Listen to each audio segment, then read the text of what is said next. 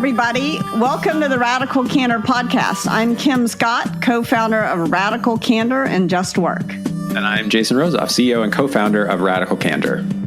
And I'm Amy Sandler, your host for the Radical Candor podcast. Today we're talking about how to practice radical candor with remote teams.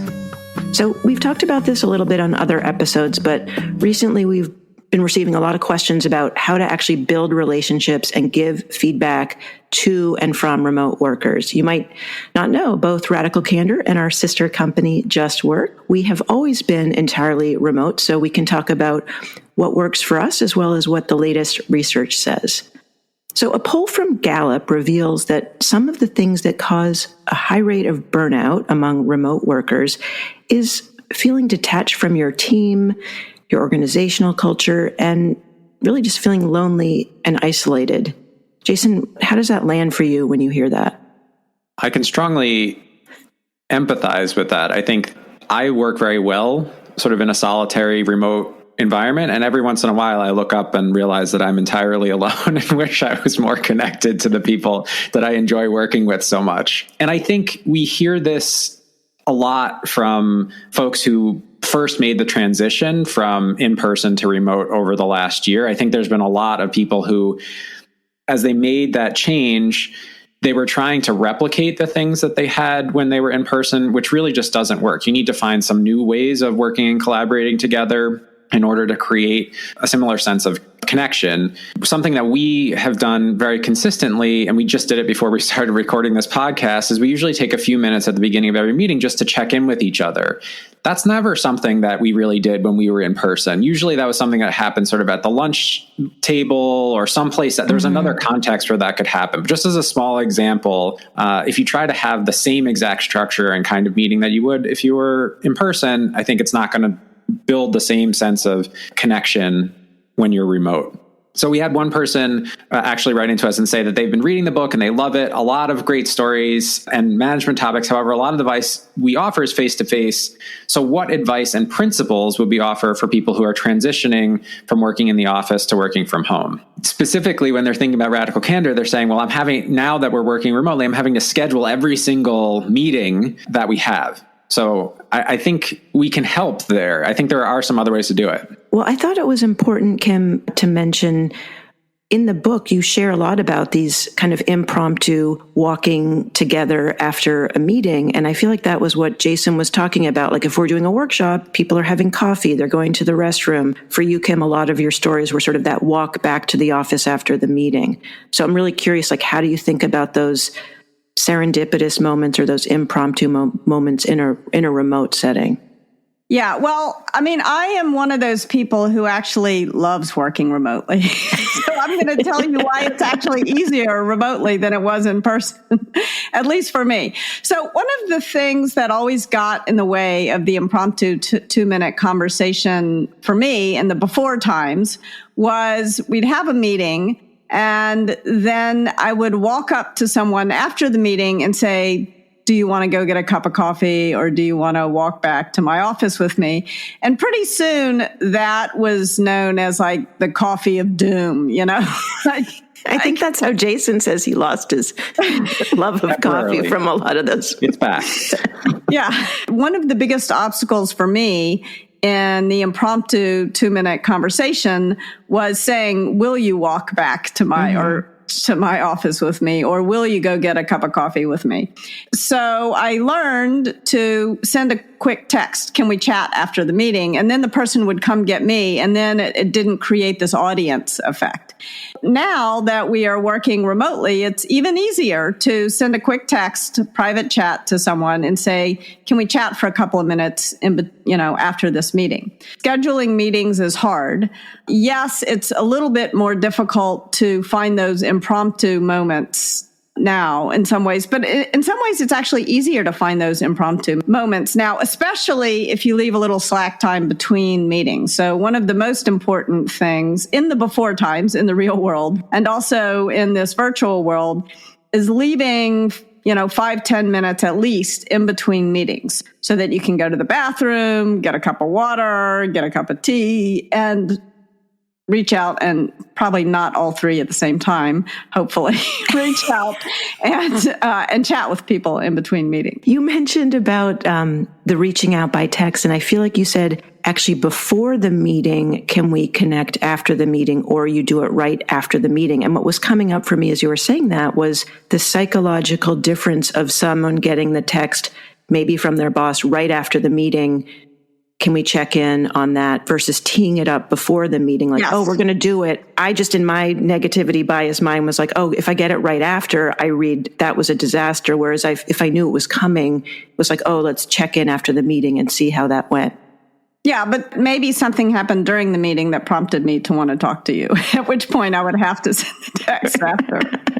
And also, it's the total opposite for other people. Brandy would rather have it at the end of the meeting, I'm guessing, from a chat she just sent. See how rich this communication medium is when we're all in different places? As with all things, there's no absolute answers in how to do this. Good communication, whether it's in-person communication or text communication, gets measured at the listener's ear. So now I know that, Amy, if I want to chat with you, I'm better off saying it at the beginning of the meeting, whereas Brandy, I'm better off saying it at the end of the meeting. And I can flex, that's not that I can follow those instructions. Yeah. And I would also just offer that it's important to be intentional about this. And one thing that I'm very aware of is that I go out of my way not to always ping someone only when something has gone wrong. Like I will make an effort to ping folks when things have gone right also. Similar to you, Kim, I found that in the before times when I had a much larger team, there was definitely differences of perspective. There were definitely people who were on both ends of the spectrum, where some people would even prefer, if I was going to send them a note, to say, hey, do you have a minute to check in? I noticed something small in the meeting that I think we could learn from. They would prefer me to say exactly what I was thinking about checking in on. Some folks were like totally fine. Like, hey, do you have a minute? That was like great for them. And other folks would much prefer that I set up some time to talk to them. Like they actually said, I prefer to have a heads up and some time to process. But like, to your point, these are not hard things to learn, right? Like it actually only takes a minute to have a conversation with somebody and say, what is the best way for me to approach this? And I do think this is a place where managers in particular have a tendency to sort of overcomplicate. They're trying to create a system as opposed to saying, I need to keep track of about 10 people's preferences for how to do this. I actually kept track of those things I had a Trello board back in the day of like everybody and sort of like their key preferences. And that was it. You could use a spreadsheet too, like however it works for you, but it was actually really easy to keep track of those things. And so I'd encourage people to do that. Like ask the question, what is the best way for me to approach you if I have feedback or if I have something that I want a perspective or a thought that I want to share after a conversation. And also, by the same token, let people know what the best way to approach you is. Like best way to do it for me is to get a 2x4 and hit me over the head right in the moment. So... And to be clear, you mean not a grid, a 2x2 grid, a literal 2x4. Yes, a piece of wood. Yeah.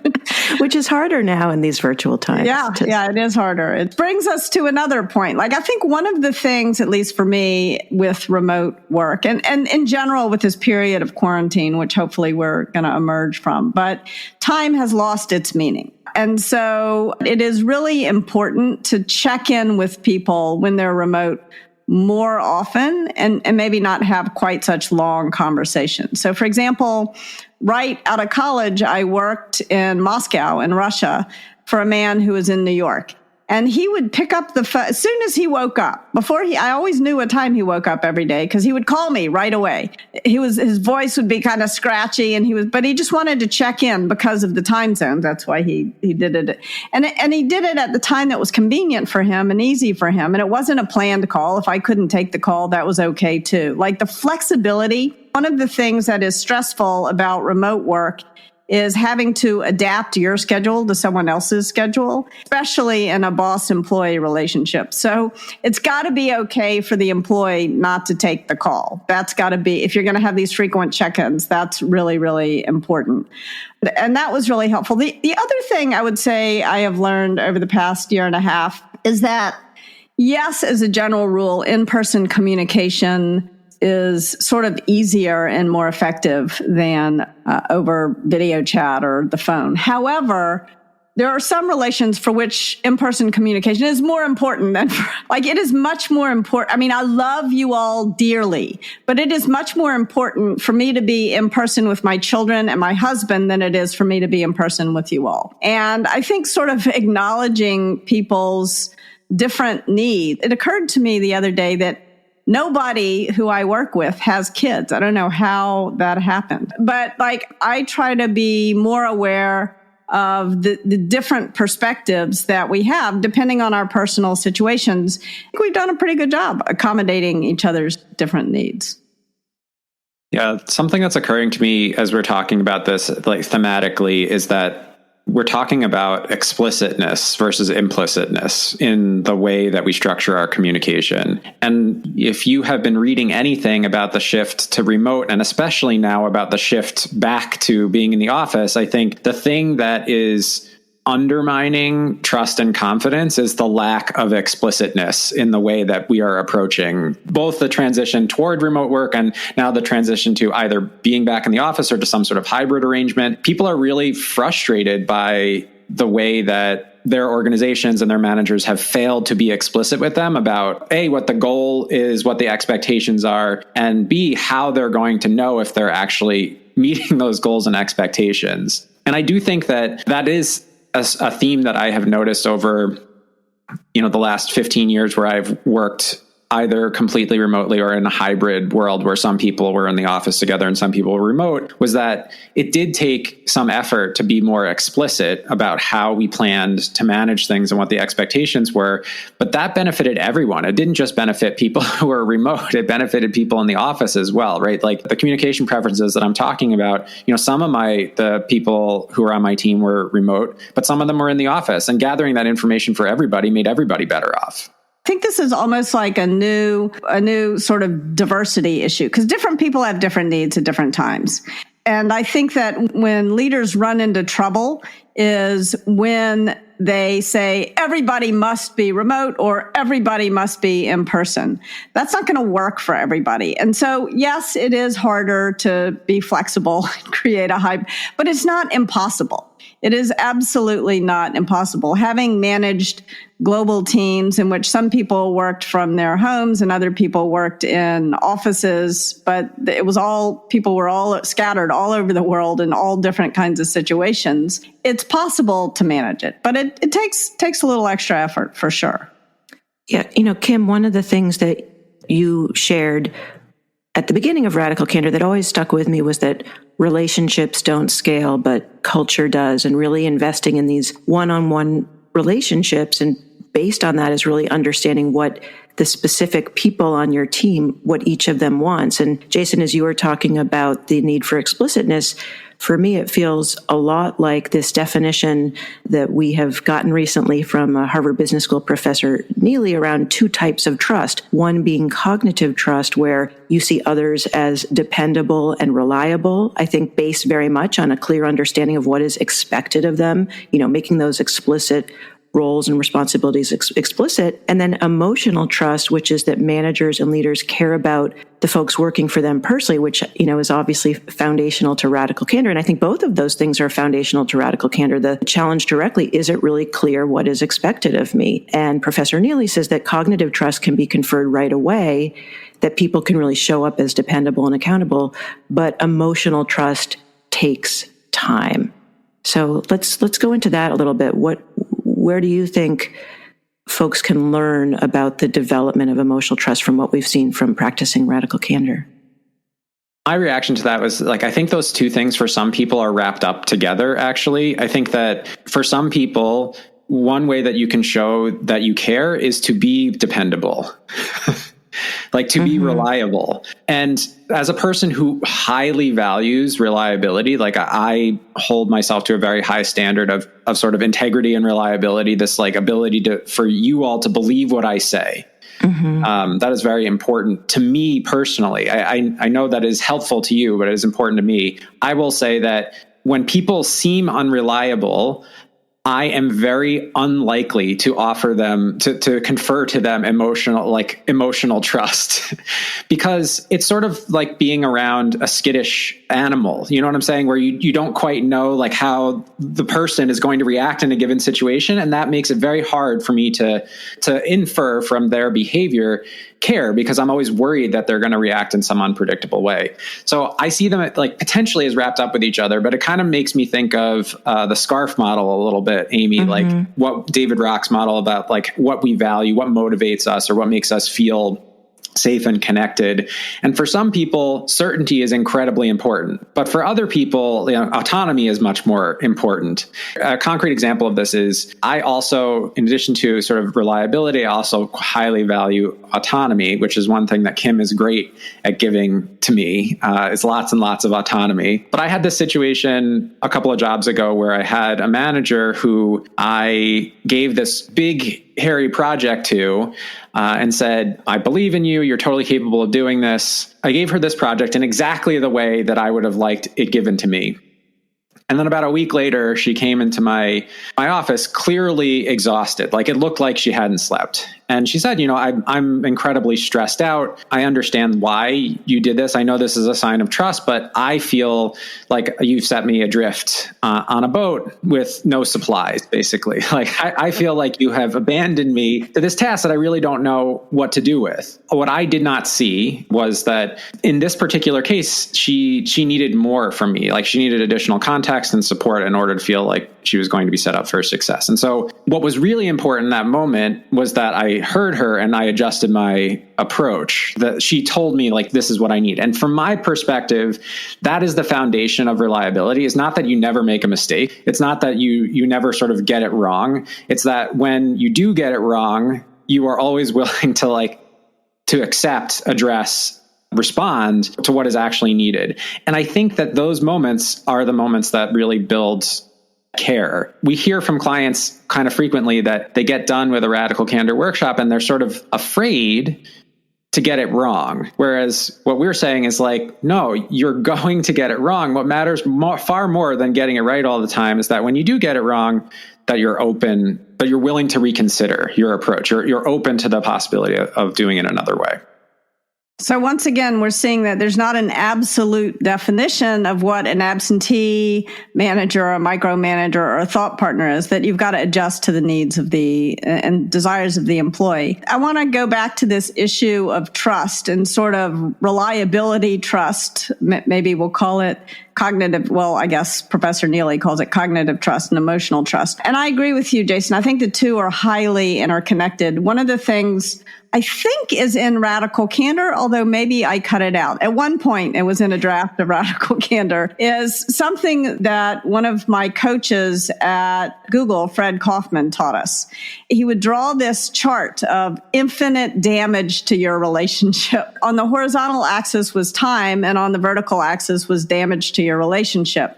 And if you told somebody that you weren't going to deliver something to them that they had promised early, it did very little damage to your relationship. And then there was this sort of curve way up. And if you told them after the day it was due that you weren't going to get it done, then you do infinite damage to your relationship. That's an example of how cognitive trust really can, for a lot of people, make it difficult to rely on you and therefore to trust you. However, I would say that I have found there are some people who I work with who are not reliable. I know they're not going to get their stuff done on time. And usually these are creative types. And I'm very compassionate with that lack of reliability, because like when I start writing a book, I always think when I started writing Radical Candor, for example, I was certain I could do it in 3 months, and it took me 4 years. There's some types of work that just aren't predictable. And so trying to hold someone to a deadline is not actually very helpful. And in fact, allowing them when I was working at Apple, like I could have written Radical Candor, but nobody would have had 4 years worth of patience in a corporate setting kind of thing.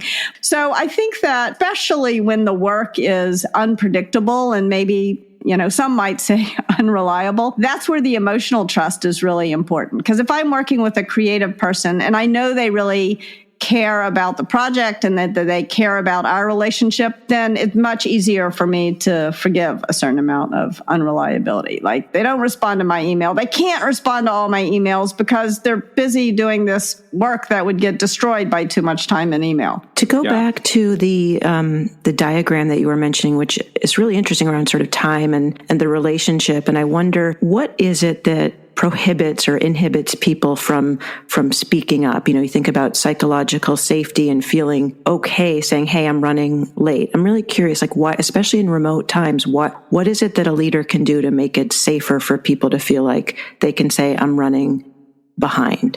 Talked about this before, but one of the really important things in all times, but especially in times of crisis, like the ones we've been living through, is the proactive forbearance list. Like, don't just make it safe for people to say, no, I'm not going to do that, but make it expected for people to tell you, and more importantly than for them to tell you, but for them to tell their peers who are relying on because these are, usually we're doing collaborative work. And so if I don't get something done, then that's going to impact you and Jason, Amy. And so I want, the sooner I tell you that I'm not going to get it done, the better, the more you can adjust your work.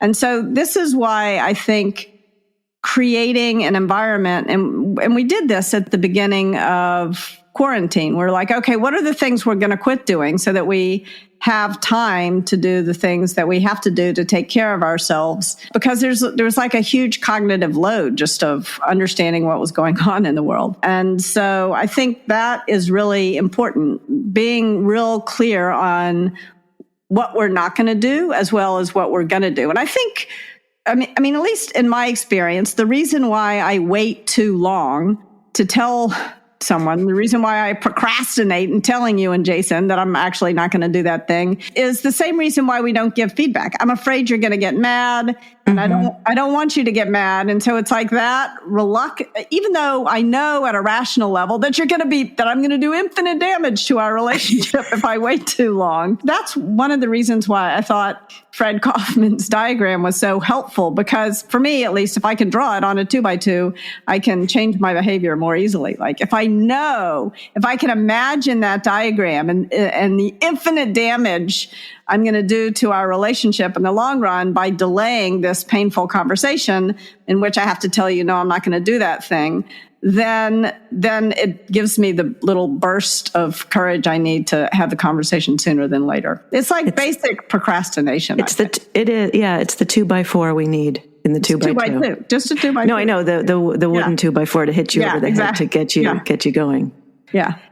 Jason, any thoughts on that? I don't know. I'm actually not convinced this is universal, but I have this experience with working with a lot of people who are very driven, very motivated. And I think that in a lot of environments where people are not aware of the damage to sort of like to trust that we do by discouraging one another from having real conversations about not just deadlines, but what's getting in the way. Because I think one of the things that we've sort of been dancing around a little bit is that in the pandemic, things that got in the way didn't necessarily have to do with work. It wasn't like, oh, I didn't get this thing that I needed on time, and so now I'm going to be late. It was actually like, I haven't been as productive as I want to because I'm like just completely overwhelmed with what's going on. And so I'm about a week behind schedule. The proactive forbearance list, I think, is like a sort of a way to institutionalize the idea of giving permission to ourselves, not just notifying our peers or notifying our manager, but giving permission to ourselves to like offer ourselves grace, to say like, I can choose not to do something, and that is okay. Like that is going to be okay, because that is the thing that I found that I wound up doing most often as a manager, was essentially loaning people some of the courage, but basically saying like, it's okay. It's okay for you to do this. It's not only am I not going to get mad, but I'm actually going to actively try to support your choice. I'm going to do what I can to make sure that you don't actually do this thing. And I'm going to try to protect you also. Like other people are going to want you to do this thing. They're going to send me an email and say, why isn't Amy doing this thing? And I'm going to say, because I believe that that's the right choice for Amy not to do this thing. And that, I think, has been an even more obvious and critical thing over the last year, but it was important even when the context wasn't quite so heightened, like the stress of the context wasn't quite so heightened for everybody. That idea of relationships don't scale, but culture does.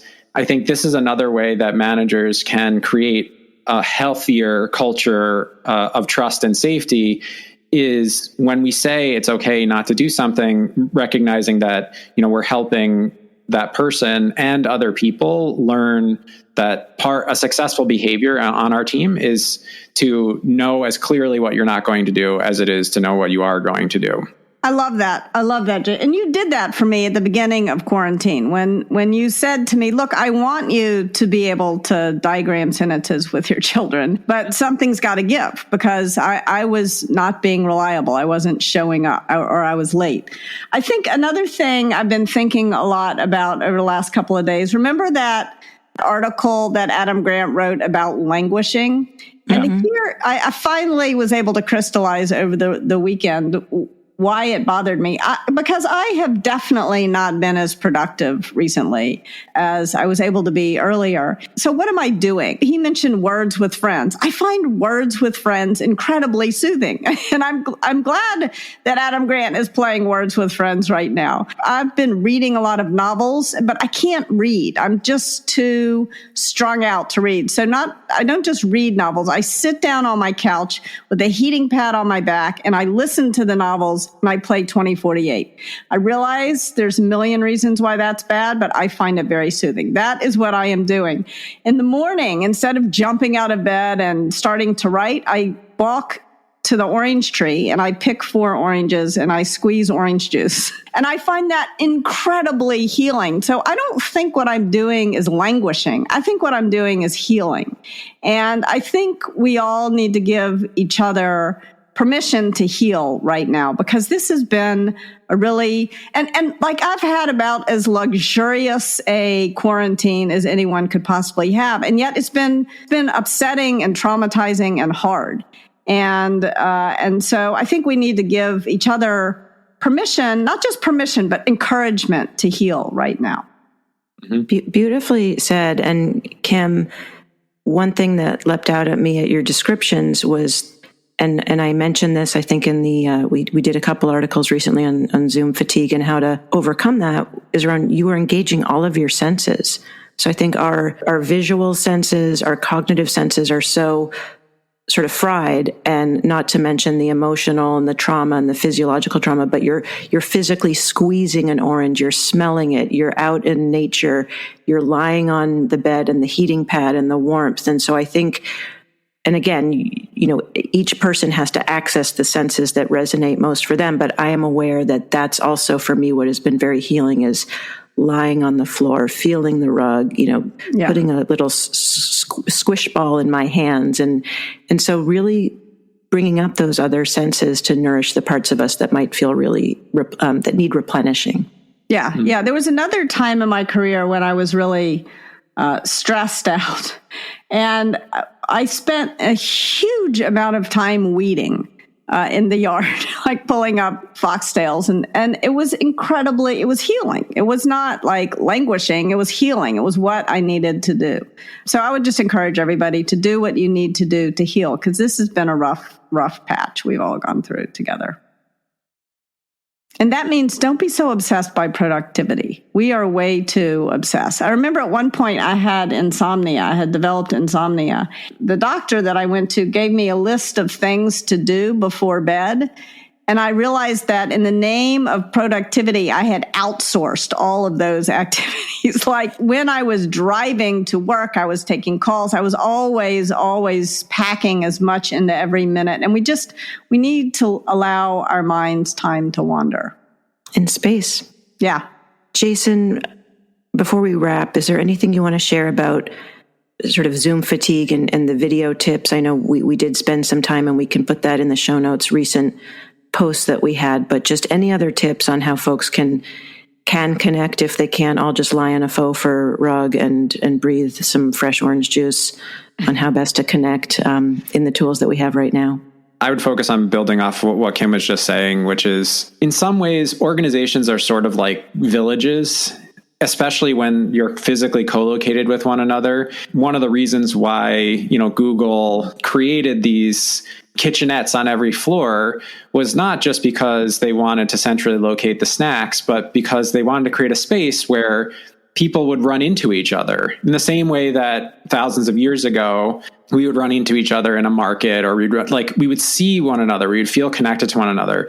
And so it's important to recognize that that was intentional, that they were creating a space that intentionally encouraged people to come together.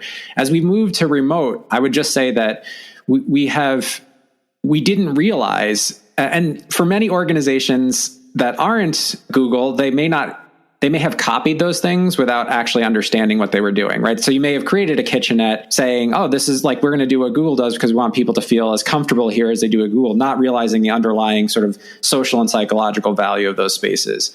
I think as we move to a world where we're more hybrid, meaning we have some people in person, some people remote, I actually think that's the toughest situation to create a sense of community, because there are two entirely different paradigms in terms of in which people interact with each other. And so we need to create space for connection. So something we did at Khan Academy that was really effective is we had tea time. Essentially what we do is we had those really big sort of video screens, and so like a meeting room with a video screen, and we would have tea time where we just turn on the screen and anybody who is remote would check into that room, and anybody in person could go grab a cup of tea and sit in that room and actually have a cup of tea with one another. We created a space and a time explicitly for that. And at first it felt kind of weird and a little bit forced because we were used to running into each other at the teapot or the coffee machine. But after a while, it was actually really nice to say, oh, like there's a half-hour break coming up. I can grab my tea then, and I can actually see a bunch of my coworkers who I don't see all the time. But again, it's that like explicit intention to create a space for connection. I love that tea time. It's so much better. I mean, at Google, they actually intentionally made the lunch lines long to do, which was not, as someone who is always behind, not ideal. At Apple, they intentionally created these long walks to the bathroom. And as someone who has to pee all the time, that was really not a good way to get me to bump into people.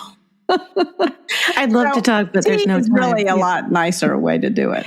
Yeah, and I think a virtual version of that is, you can have a remote co-working Zoom room if you thrive on working with other people. So like I do. So for example, Brandy and I, if we're working on a project together, we'll have the Zoom open. If we want to turn the video off, we will. We just know there's actually another human being that's there. If you want to check in, you could do a quick meditation or even just say, hey, I'm going to play some music, just feeling like you're actually working with someone. And if there's a need to have that sort of human companionship. And I think as what Jason says, being really intentional about it. We do have to be intentional. I was on a podcast recently with Unplugged Meditation, where I was a meditation teacher, and Susie, who runs the studio, she and I actually met at a college reunion several years ago. We were sitting next to each other on a bus, right? And that sort of connection hasn't been happening so much. So how can we create the conditions for coincidentally sitting next to someone on a bus and sparking a new relationship?